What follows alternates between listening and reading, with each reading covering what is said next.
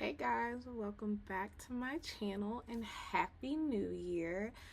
I am going to talk about today some of the things that I decided to take into the new year to ensure that I am making progress, not perfection, on goals that I have for myself this year.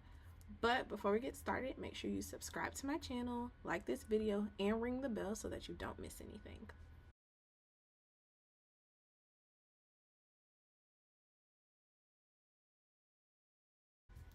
Alright, so back to my debt free journey. So, I was able to clear a sizable amount of money last year just from budgeting alone and making sure that I use cash. Now, I have I have come a long way from impulse spending. And the reason why is because I would be like, okay, well, I have, recording. But I would see that I had X amount of money in the bank and I'd be like, okay, yeah, I can afford it, right? But I decided at the beginning of 2024 to tell myself if I can't buy it 2.5 times the amount. Okay, let me back up. If I do not have 2.5 times the amount of what the items cost, I don't need it. And honestly, being a minimalist also helped with my impulse spending because I really got to the place where I was like, this is organized. I know where everything is. I have space for what's in here. I don't need anything else.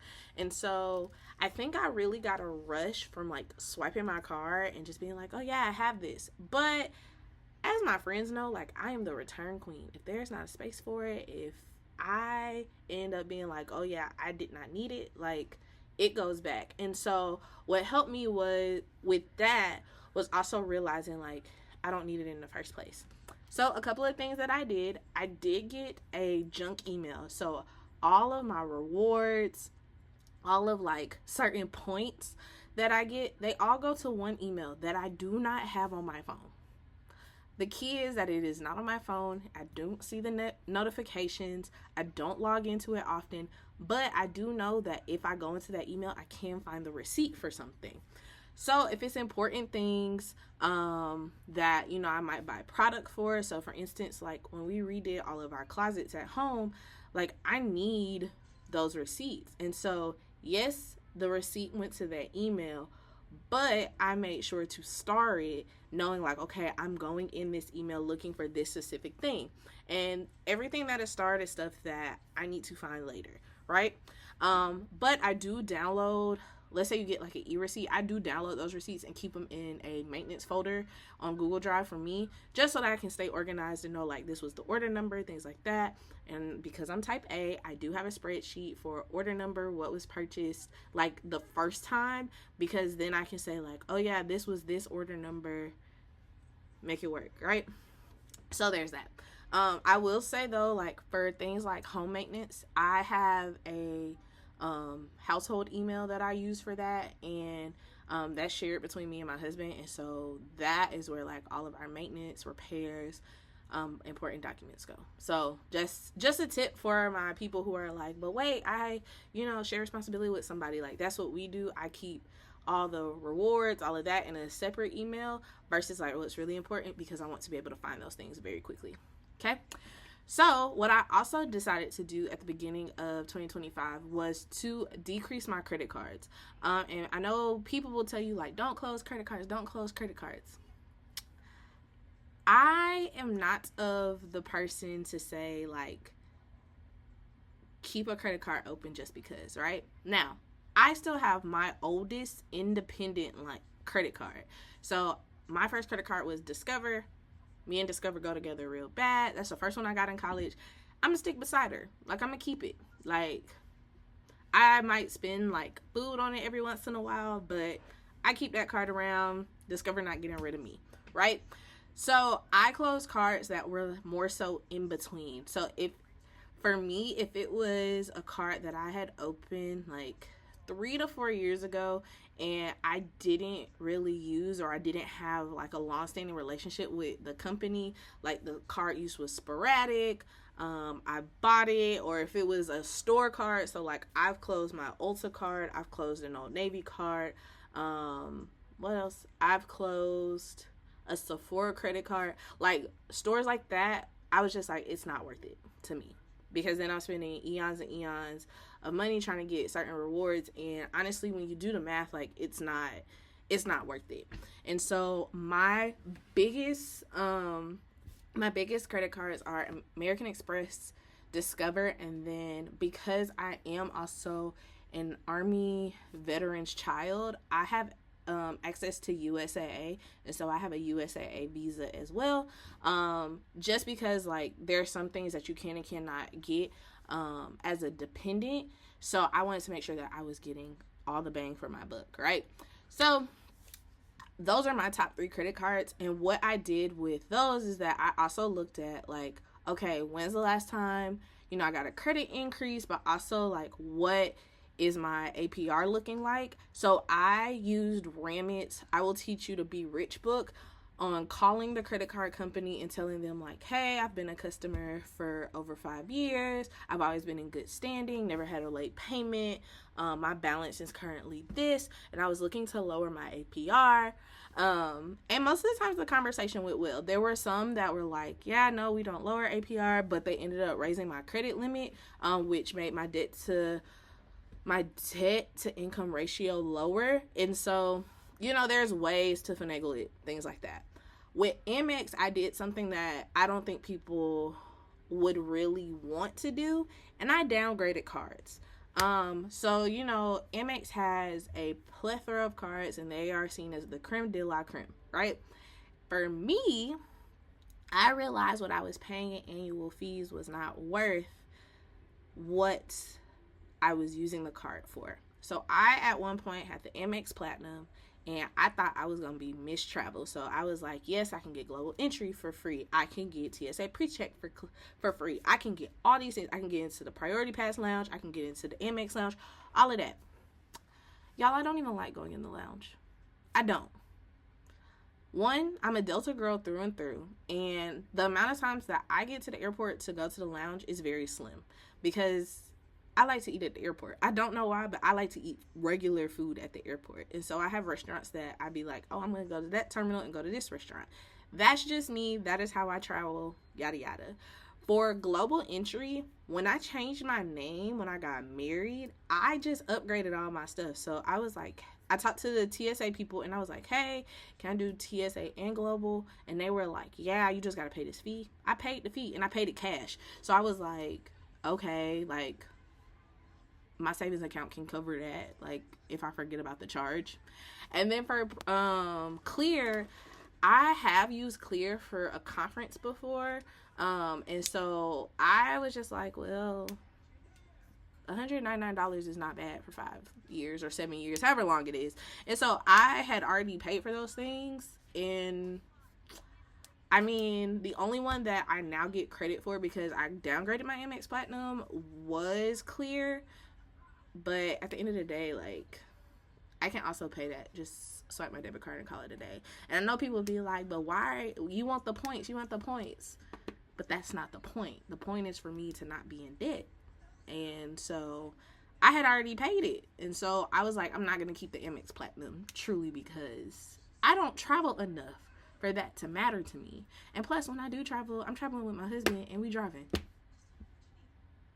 And we don't travel often. So it is what it is. Like, that's not on my priority right now. You get what I'm saying? So there was that. And then I also was like, I do not need $15 in Uber Eats credit every month. One, because I'm taking my lunch wherever I'm at for the most part. Or I'm eating before I go somewhere. Or my job pays for my lunch. So I didn't need a Uber Eats credit. Like, my goal is to eat more at home, especially like with my family. Like, we need to eat at home. And I'm not saying that because, we're just out of pocket. It's just that we like what we like, and it's way easier for me to make at home. And I don't have to hear anybody's mouth about it not tasting right, not being like enough portion size, none of that. I don't have to worry about none of that. So that is why I also downgrade, because I was like, I do not need all of these Uber credits. Like, no. And plus, I was stopping, like, having the delivery, because I kept getting notifications like, oh, you should try Uber One. That means I'm spending way too much money with y'all. That means I need to stop spending money on food delivery. And I did a challenge with Bitch I'm Budgeting on Instagram. It's BXTCHIM and then budgeting. Yeah.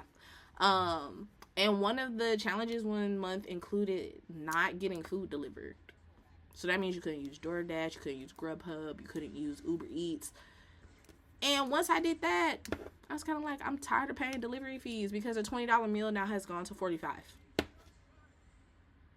Or it could be like the one time I ordered Papa John's pizza and it took an hour and a half for my food to get to my house. Or in one instance, my food never showed up. Driver ran off with my food. So it's like, I'm not paying those fees. I'm just not paying those fees. So I will say I downgraded to the gold card, and we'll see how I feel about paying that, truth be told. We'll see. Because I might be like, you know what, baby? Go ahead and close it out. I'll edit that out. But I will say that I also have the Amex Blue Cash Preferred, and I have that for streaming. So yes, there was an entertainment credit on the Platinum card, but I upgraded my Blue Cash Everyday to the Blue Cash Preferred because the streaming services that we have, we use. And so I was like, let me put the card on there, because we're gonna get all the money like back for it, because the Blue Cash Preferred is a cashback card. Amex Gold and Platinum are charge cards, and you get points or membership rewards. So like, make it make sense. So yeah, I still do have a cashback Amex. And so now I have dwindled down to 5 cards. I have my Discover, which is my longest running. I have Amex 1, Amex 2, USAA Visa, because, you know, all the things connected. Visa is normally connected to your bank, and because I'm again, military dependent, you know, keep them close. USAA, and then I also have the Apple Card. With the things that are going on with Apple Card right now, as far as like Goldman not wanting to have the partnership anymore, I don't know what's going to happen with that card, but I do know, like, when I buy Apple products, it tends to be okay. Like, I can pay cash for them, though. That is a card that I truly do use for Apple, and so getting the percent back, but also it just automatically being pulled out my bank account. So like, if the charge is posted on like a Wednesday, I'm paying it off on like Friday. Like, that's how I work. Like, I don't let things sit, and that's how I just operate. And I try to do the same things often. So I try to do groceries on the same day. I try to do, you know, entertainment on the same day. And you can ask companies to change your billing cycle. You might have to pay a prorated version depending on the company, but normally you can talk them out of that. But yeah, that's what I do. And even if it causes me to like cancel a subscription at one point and then just get it restarted, that's what I have to do. So all my subscriptions come out on the same day. It posts to my card, and then I pay it off when I know all of them have posted. And I just keep it going like that, so that I never get caught up, and that I never have to be like, oh my God, what is this charge? And then anything that's an annual fee, so like, we have Costco's, BJ's, and Sam's, and I am going to downgrade one of them, aka get rid of one of them soon, but I also pay cash for those. I don't put those on a card. Like, I don't put those on a credit card, I should say. I pay cash for those. Like, I go into the store, and I just renew my membership. I don't have it on auto renew, and people be like, well, why would you do that? It's because I'm thinking about taking one away, so why would I put it on auto renew? Things like that. So yeah, that is how we stepped into 2025, was really taking a look at our finances. Again, I was able to pay off a sizable amount of debt. I did say that I would never share exact numbers, because I don't want people to be like, oh my God, like, I'm gonna do what you did. Everybody's journey is different, and so I want to honor that. But do know that I paid off at least 50% of my debt, my consumer debt. Now, I will say, as a person that's getting their finances in order, I do not count my student loans. And I do not count my student loans because I am doing public service loan forgiveness. And I remember, like, at the beginning of the pandemic, I talked about why I chose the plans that I did. And I'll remake that video because I think since then I've taken it down. But just know, like, I work for a nonprofit. So I'm going to do public service loan forgiveness. So that's why I don't include my student loans. I know, like, if you're a Dave Ramsey follower, and I use Dave Ramsey's app every dollar because I like how it breaks down my budget. But I know he'd be like, you know, you need to put your student loan debt on there. I'm not doing that because my PSFL is going to hit, and honestly, when I get to the point of where I'm done paying off consumer debt, as far as like credit cards, then I will focus on putting the difference in a savings account and paying it off that way, like one lump sum. And I know people be like, but what if you don't get PSFL? It's called appeal. It's called appeal, and I will do that. I'm just saying, I will. I plan on working in a nonprofit for a very, very, very, very, very long time. Education plus nonprofit, I feel like that's my niche. So I'm planning on working in that space for a very long time and get public service loan forgiveness. And after credit cards is car loan. So I will be paying off my car. And just know, like, I have budgeted for these things, and I did Debt Lasso, which was put all my credit cards in one, so I'm paying that down now. That's why I was saying I've done a pretty good job and paid at least 50%. But then after that, once I leave credit cards and cut them down, cut them off, all the things, then I will move to like installment loans. So that would be my car loan. And then after that, we'll focus on a different strategy for student loans. And then that'll be it. That'll be it. So I hope this video was helpful for y'all at the start of 2025, just getting our financial life in order and just being like, hey, like, what are the things that we're going to do? And please make a budget. Please make a realistic budget. And I know people be like, but I don't want to track my spending every day. Okay, we'll use cash. Like, I literally posted that on Thursday today. I said, use cash for everything. And I mean like hard-earned cash. Like, go get your $2,000 out the bank, and that's how you do groceries. I did that for 6 months, and when I tell y'all it made such a difference, I was like, oh, we have to budget for stuff like this. And it really got me in the mindset of like, yeah, no, it makes me second guess things. Not in a bad way, just like I need to be really, really prepared. And so if you don't want to do that, that's fine. I just don't want you to leave 2025 talking about stuff you were going to do in 2024. Because December 31st, 2025 at 11:59 p.m., I hope that you have surpassed your wildest dreams. And I want one of them to be debt-free or as close to debt-free as possible for you. And so we're going to make this work. And I'm giving you just my insight on how I'm doing it. And if you ever have questions, I'm not a personal finance professional. I'm a former teacher, so I read and I study things very intently, and personal finance was one of those things. And I do have friends in the personal finance space, so if you need support, let me know. But yeah, I just want you to be better off than where you were. And if that's like, you know, how I did it, being able to pay off at least 50% of my consumer credit card debt, that's a win. That's a win because you are further along than you would have been if you did absolutely nothing. So make sure that you leave any comments, any questions that you might have on this video.